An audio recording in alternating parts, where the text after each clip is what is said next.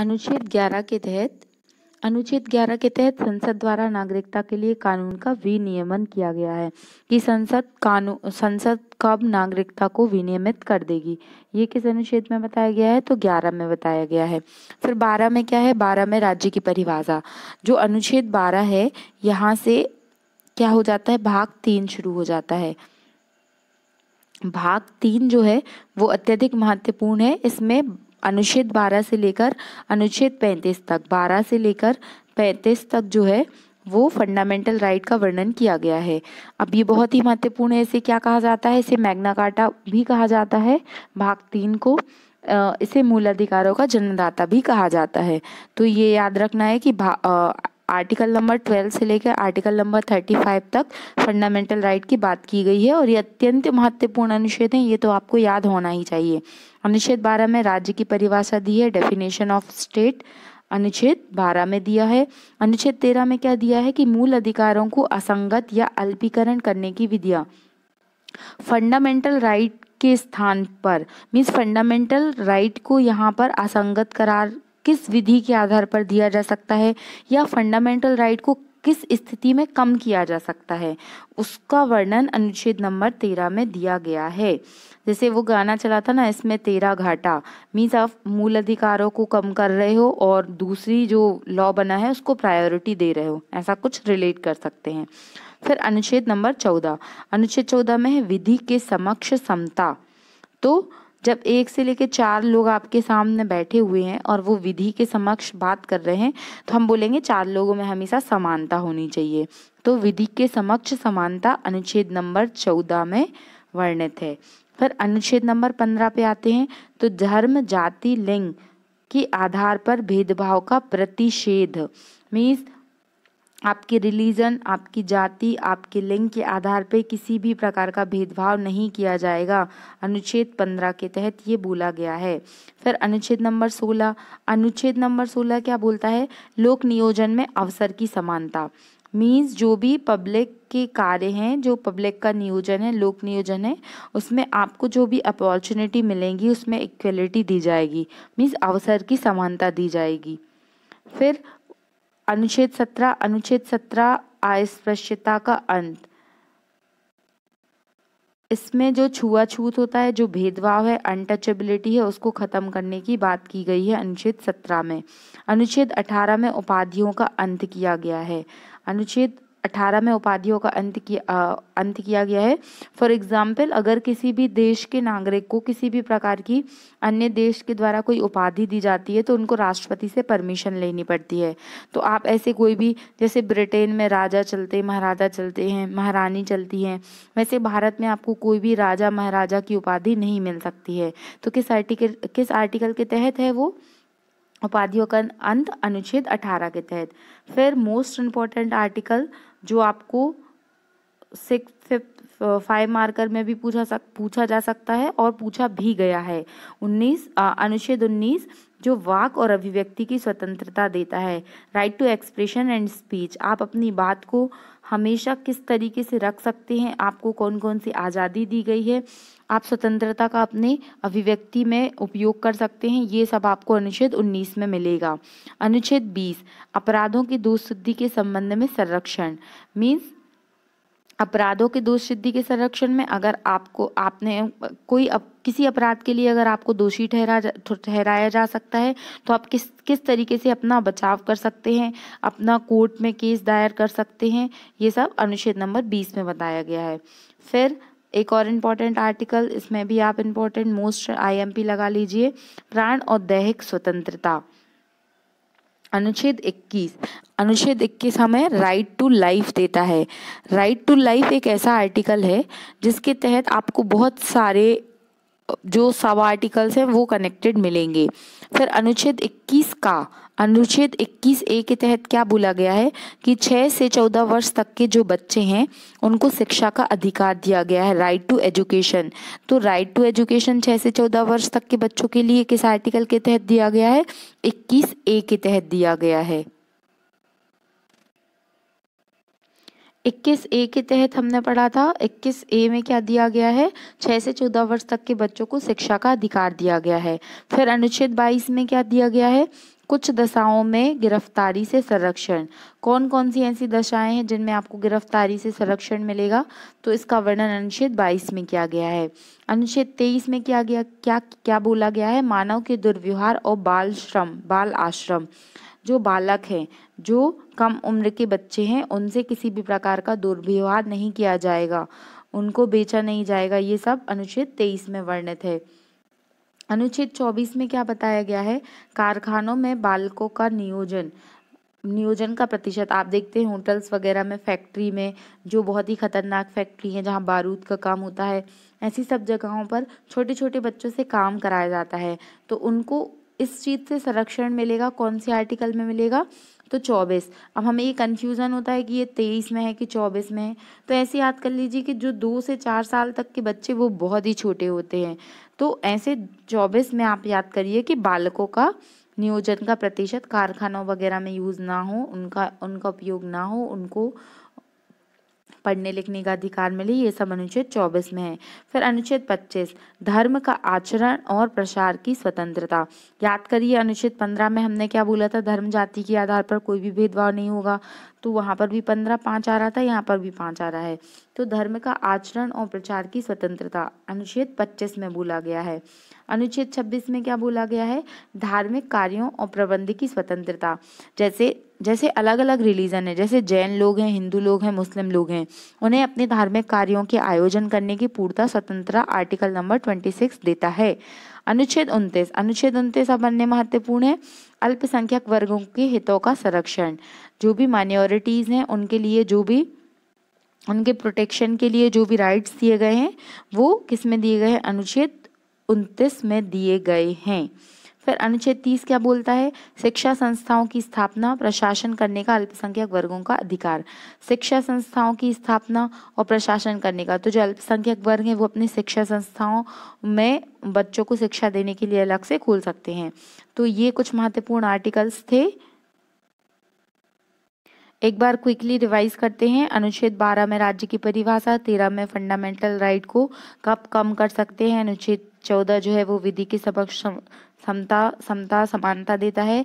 अनुच्छेद 15 धर्म जाति लिंग के आधार पर भेदभाव को रोकता है। अनुच्छेद 16 लोक नियोजन में समता रखता है। अनुच्छेद 17 अनटचेबिलिटी को खत्म करता है। अनुच्छेद 18 उपाधियों का अंत करता है। अनुच्छेद 19 right to expression and speech. अनुच्छेद 20 में अपराधों की दोषसिद्धि के संबंध में संरक्षण। अनुच्छेद 21 में क्या था? Right to expression and speech, अनुच्छेद 21 में क्या था? प्राण और दैहिक स्वतंत्रता। प्राण और दैहिक स्वतंत्रता मतलब क्या होता है कि राइट टू लाइफ। फिर 21 बोलता है 6 से 14 वर्ष तक के बालकों का संरक्षण। फिर आते हैं हम अनुच्छेद नंबर 21 पढ़ लिया हमने। अनुच्छेद 22 क्या बोलता है? कुछ दशाओं में गिरफ्तारी से संरक्षण। 23 में मानव के दुर्व्यवहार और बाल आश्रम को खत्म किया जाएगा। 24 क्या बोलता है कि कारखानों में बालकों के नियोजन का प्रतिषेध। 25 बोलता है धार्मिक आचरण की स्वतंत्रता। 26 में धार्मिक कार्यों के प्रबंध की स्वतंत्रता। 29 अल्पसंख्यक वर्गों के हितों का संरक्षण और 30 में शिक्षा संस्थाओं की स्थापना। अनुच्छेद 32 में अधिकारों को परिवर्तित करने का अधिकार है। इसका मतलब क्या है कि इसमें रिट का वर्णन किया गया है। और जो आर्टिकल 32 है ये अत्यंत महत्वपूर्ण है। इसको अनुच्छेद 32 को डॉक्टर भीमराव अंबेडकर ने संविधान की आत्मा कहा है। यह प्रश्न पूछा जा चुका है कि किस अनुच्छेद को डॉक्टर अंबेडकर ने संविधान की आत्मा कहा है। तो अक्सर हमें प्रस्तावना में कंफ्यूजन हो जाता है, लेकिन प्रस्तावना को भी बोला गया है, लेकिन डॉक्टर अंबेडकर ने आर्टिकल 32 को बोला है। फिर अनुच्छेद 36 में कुछ डेफिनेशन की कुछ परिभाषाएं दी गई हैं। अनुच्छेद 40 हम केवल इम्पोर्टेंट आर्टिकल ही डिस्कस करेंगे। अनुच्छेद 40 में ग्राम पंचायतों का संगठन ये अत्यंत महत्वपूर्ण अनुच्छेद है। फिर अनुच्छेद 48 क्या बोलता है? कृषि और पशुपालन संगठन। तो कृषि और पशुपालन संगठन में 48 में कृषि और पशुपालन संगठन का वर्णन किया गया है। फिर 48 का में पर्यावरण संरक्षण और वन्य जीवों की रक्षा के बारे में बताया गया है। तो 48 का और 48 दोनों कृषि पर्यावरण से रिलेटेड हैं। फिर आर्टिकल नंबर 49, आर्टिकल नंबर 49 बोलता है कि जो भी हमारे राष्ट्रीय स्मारक हैं, स्थान हैं, हमें उनका संरक्षण कैसे करना है। तो आर्टिकल 49 मतलब 49, तो हमें क्या करना है, ना आ रहा है यहाँ पे, मतलब 9 आ रहा है, तो नो मीन्स राष्ट्रीय स्मारकों को हमको खराब नहीं करना है, हमें उनका संरक्षण करना है। फिर अनुच्छेद 50 महत्वपूर्ण अनुच्छेद है, कार्यपालिका से न्यायपालिका का पृथक्करण, सेपरेशन ऑफ पावर्स है, तो उसी में कार्यपालिका और न्यायपालिका का जो पृथक्करण है वो अनुच्छेद 50 में बोला गया है। और 50 में जैसे 100 तो कंप्लीट नंबर है, तो 100 को हम क्या करते हैं, सेपरेट करते हैं, तो कितना आएगा, 50 आएगा। तो इसमें क्या करेंगे, कार्यपालिका और न्यायपालिका को हम अलग अलग कर देंगे, इनका पृथक्करण अनुच्छेद 50 में है। फिर अनुच्छेद 51 भी महत्वपूर्ण है, ये इंटरनेशनल पीस की बात करता है, अंतर्राष्ट्रीय शांति और सुरक्षा की बात कौन करता है, अनुच्छेद 51 करता है। फिर अनुच्छेद 51 का से यहाँ पर फंडामेंटल जो हमारी रिस्पॉन्सिबिलिटीज़ हैं, फंडामेंटल ड्यूटी शुरू हो जाती हैं। हम हमेशा जो कॉन्फ्लिक्ट होते हैं वो इसलिए अधिक होते हैं क्योंकि हम हमेशा अपने राइट्स की बात करते हैं, लेकिन जब हम अपनी ड्यूटी की बात करेंगे तो बहुत सारी समस्या का समाधान ऑटोमेटिकली हो जाएगा। 51 का में क्या बताया गया, फंडामेंटल ड्यूटी को डिफाइन किया गया है। फिर अनुच्छेद नंबर 52, अनुच्छेद 52 बोलता है कि भारत में एक राष्ट्रपति होगा। वर्तमान में हमारे भारत देश के राष्ट्रपति कौन है और कौन से नंबर के हैं, ये आपको कमेंट बॉक्स में लिखकर बताना है और उनकी क्या क्या विशेषताएं हैं। अनुच्छेद 53 बोलता है संघ की कार्यपालिका शक्तियां, तो राष्ट्रपति प्रमुख होता है, तो यहाँ पर कार्यपालिका शक्तियां अनुच्छेद नंबर 53 में बताई गई हैं। अनुच्छेद 54 में राष्ट्रपति का निर्वाचन बताया गया है और अनुच्छेद 55 में राष्ट्रपति के निर्वाचन की पद्धति बताई गई है। यहाँ पर याद रखिएगा कि 54 में राष्ट्रपति का निर्वाचन है कि निर्वाचन कैसे होगा और निर्वाचन किस पद्धति से होगा। अभी अभी राष्ट्रपति का निर्वाचन भारत देश में हुआ है जो PRSTV सिस्टम पर होता है, एकल प्रतिनिधित्व प्रणाली के द्वारा होता है, अनुच्छेद 55।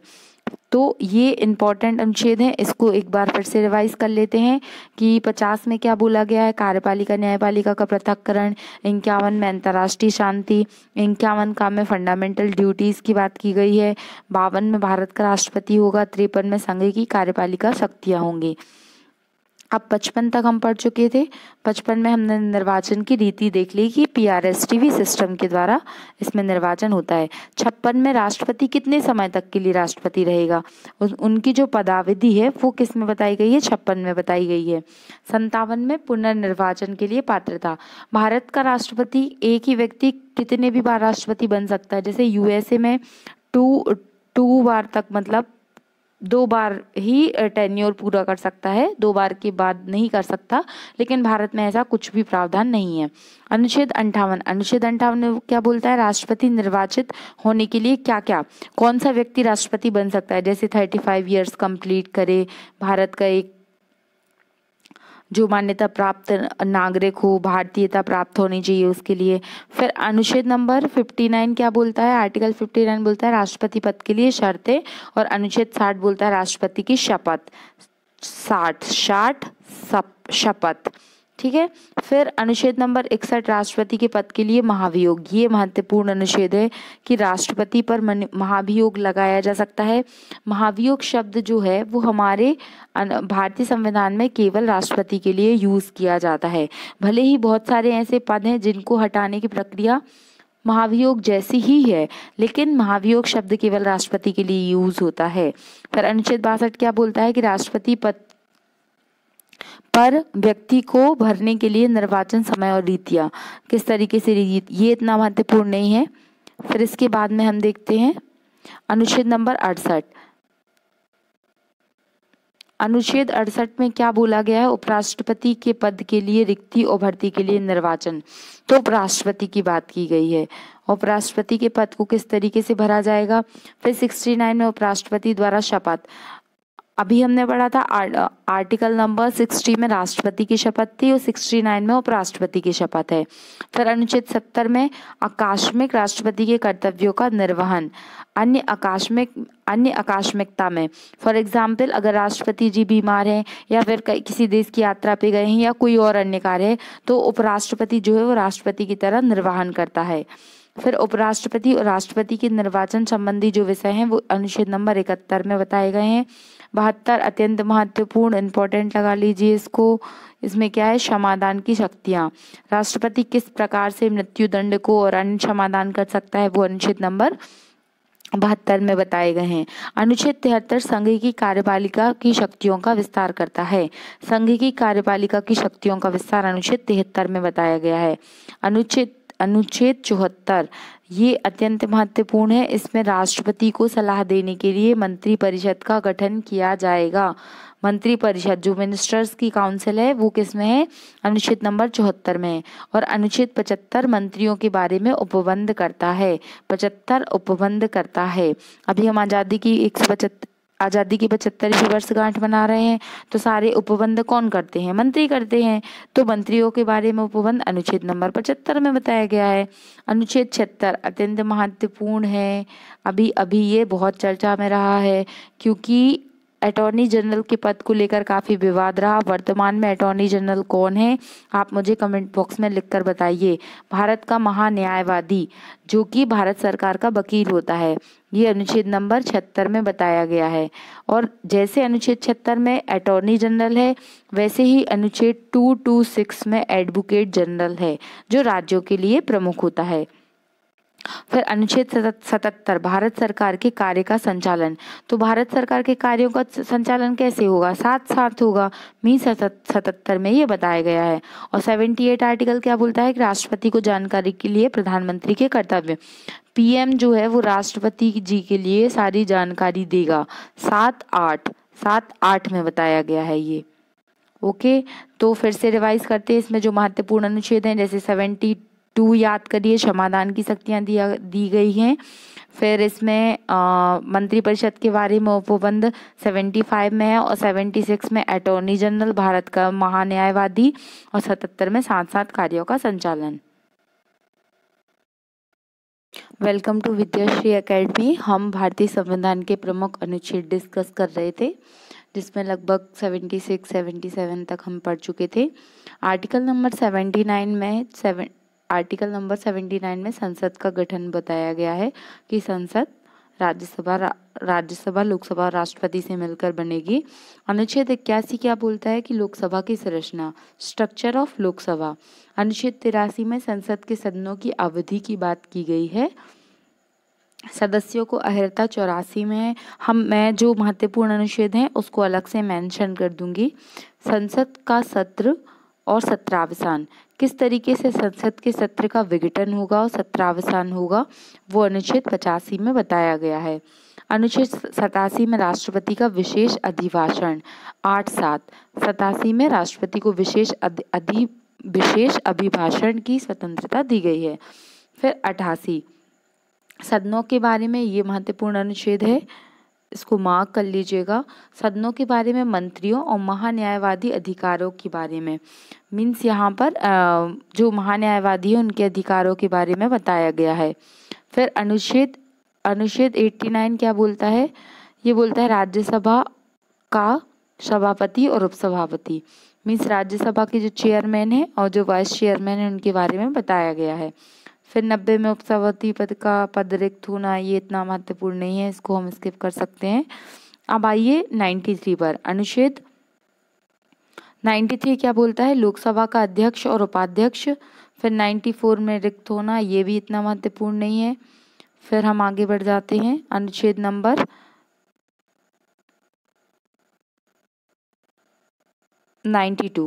92 में सभापति और उपसभापति को पद से हटाने का संकल्प विचाराधीन होना। पीठासीन अधिकारी, यहाँ पर जो पीठासीन अधिकारी होते हैं वो महत्वपूर्ण अधिकारी है, वही सारे निर्णय लेते हैं। फिर 93 में लोकसभा का अध्यक्ष और उपाध्यक्ष। 93 में लोकसभा का अध्यक्ष और उपाध्यक्ष। फिर 94, 95 ये इतने महत्वपूर्ण नहीं है। यहाँ पर जो महत्वपूर्ण अनुच्छेद है वो है अनुच्छेद नंबर 100। आर्टिकल नंबर 100 क्या बोलता है कि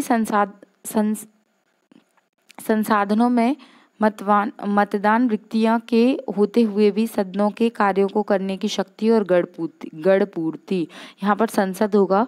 संसद में मतदान की रिक्तियां होती मीन्स जो कोरम है, कोरम को किस में बताया गया है, आर्टिकल नंबर 100 में बताया गया है कि सदनों के कार्यों को करने के लिए जो कोरम है उसका कंप्लीट होना अत्यंत आवश्यक है। फिर आर्टिकल नंबर 108 अत्यंत महत्वपूर्ण, ये क्या बोलता है, ज्वाइंट सेशन को बताता है कि कुछ दशाओं में दोनों सदनों की संयुक्त बैठक। किन किन दशाओं में ज्वाइंट सेशन हो सकता है, क्या जो अमेंडमेंट है, कॉन्स्टिट्यूशनल अमेंडमेंट है, उसमें संयुक्त बैठक का आयोजन किया जा सकता है, आप कमेंट बॉक्स में लिखकर बताइए। अनुच्छेद 109 क्या बोलता है, धन विधेयक के संबंध में विशेष अधिकार। 110 में क्या बोला गया है, धन विधेयक मनी बिल को बताया गया है, लेकिन उसमें 109 में क्या बोला गया है, उसका विशेष अधिकार के बारे में बताया गया है। तो 109 और 110 में कंफ्यूजन हमारा दूर हुआ कि 110 में धन विधेयक की परिभाषा है और 109 में धन विधेयक के संबंध में जो विशेष प्रक्रिया है उसके बारे में बताया गया है। अनुच्छेद 111 में विधेयकों पर अनुमति, 1 और 1 11, क्या सबकी अनुमति है, 111 मीन्स विधेयकों की अनुमति। 112 बहुत अधिक महत्वपूर्ण है, बजट से रिलेटेड है। संविधान में कहीं पर भी बजट का उल्लेख नहीं है, बजट नाम से कोई उल्लेखित नहीं किया गया है, बल्कि जो वार्षिक वित्तीय विवरण है उसे आर्टिकल नंबर 112 में बताया गया है। संसद प्रक्रिया के नियम क्या है, 118 इतना महत्वपूर्ण नहीं है, इसको हम छोड़ सकते हैं। अनुच्छेद नंबर 120 अत्यंत महत्वपूर्ण है, संसद में प्रयोग किए जाने वाली भाषाएं। तो भाषाएं बताइए आप मुझे कमेंट बॉक्स में कि संविधान में कितनी भाषाओं का उल्लेख किया गया है वर्तमान में। अनुच्छेद 123 महत्वपूर्ण आर्टिकल है, इसमें अध्यादेश शक्ति ऑर्डिनेंस पावर के बारे में बताया गया है। व्हाट इज द ऑर्डिनेंस, ये आपको 3 मार्कर में पूछा जा सकता है। अनुच्छेद 124 अत्यंत महत्वपूर्ण है, इसमें उच्चतम न्यायालय मीन सुप्रीम कोर्ट की स्थापना किस तरीके से की जाएगी, उसका गठन कैसे होगा, ये बताया गया है। 125 में न्यायाधीशों के वेतन के बारे में बताया गया है और 126 में कार्य शक्ति जो मुख्य मतलब जो चीफ जस्टिस ऑफ इंडिया है, कार्य शक्ति न्यायमूर्ति की नियुक्ति के बारे में बताया गया है। 127 में तदर्थ न्यायमूर्तियों के बारे में बताया गया है, जो एडहॉक जज होते हैं उनका अपॉइंटमेंट कैसे होगा वो 127 में बताया गया है। फिर यहाँ पर इतना महत्वपूर्ण नहीं है। इसके बाद